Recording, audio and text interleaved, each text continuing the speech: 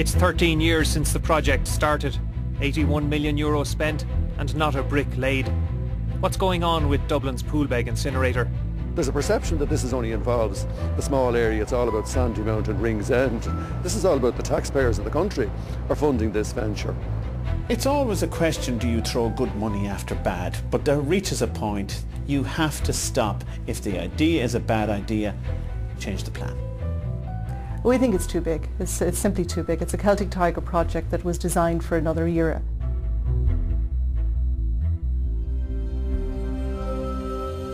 When the Poolbeg project began in 1999, we sent almost all our waste to landfill. An incinerator was to be a high-tech solution to a dirty problem. Site work finally started in late 2009, but soon stopped over uncertainty about the incinerator's viability. The cost so far has been huge. Of the €81 million spent, 95% is from the public purse. 44 million has gone on land, and a further 29 million has gone on consultants. We're only now beginning to realise the scale of how much it has cost.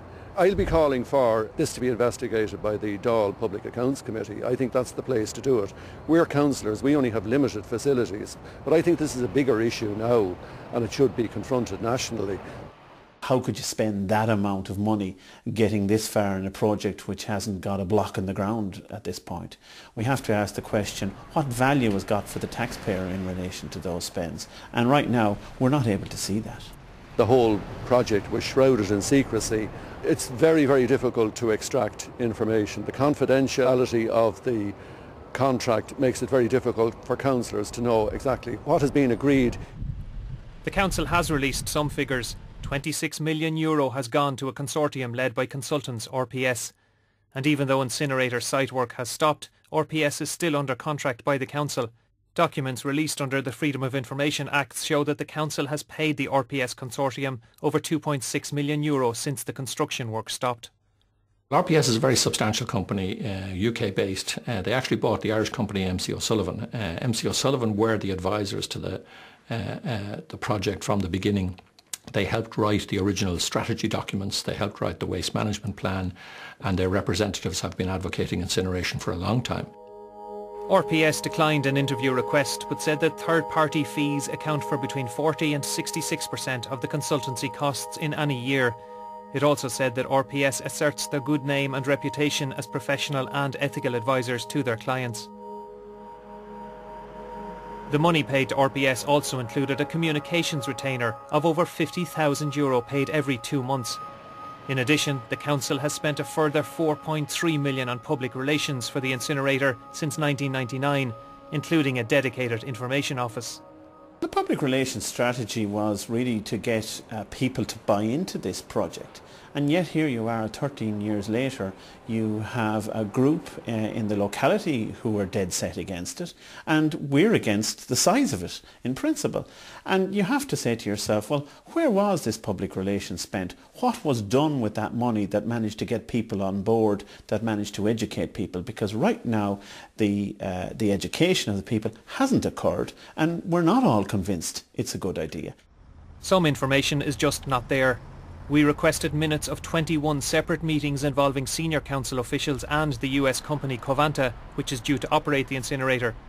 The council said no records or minutes exist of the meetings.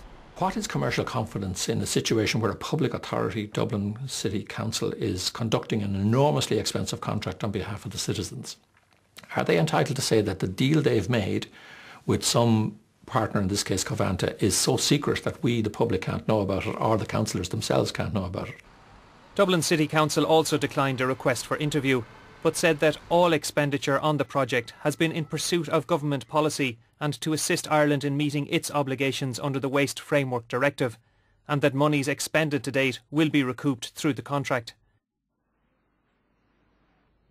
Dublin City councillors, though, are generally unimpressed.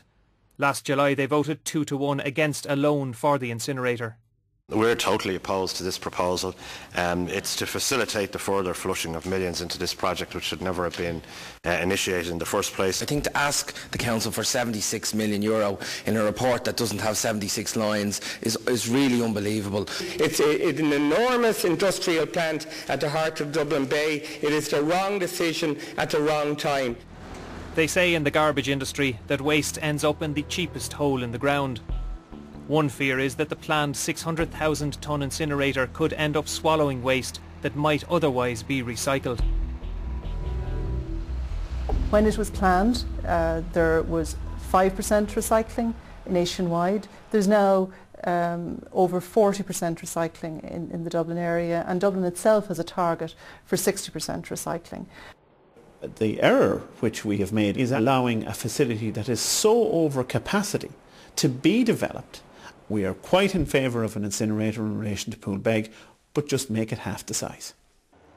But the council points to the 670,000 tonnes of Dublin's waste landfilled in 2009, enough to keep the proposed incinerator running beyond capacity. And last month Fingal Council ditched its controversial super dump plan for Lusk, reducing Dublin's potential landfill capacity and strengthening the case for an incinerator. The decision not to proceed with the Fingal facility is a huge bonus to the commerciality of this project. That would have been huge competition for waste that would go to the incinerator. There is a problem though. Dublin's councils no longer collect waste. Private operators do, and the councils can't order them to take waste to the incinerator.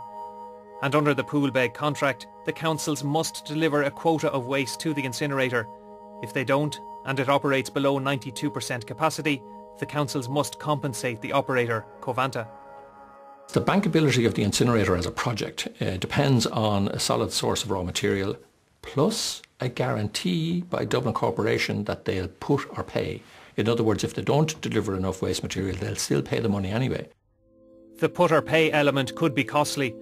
A Department of the Environment report in 2010 warned of potential liabilities of between 187 and 351 million euro over 25 years. It's not a contract that's sustainable. It requires 320,000 tonnes of that 600,000 tonne capacity is supposed to be met by waste that's provided by the local authorities, and the local authorities no longer collect that waste. They no longer have ownership of that waste. That may change though.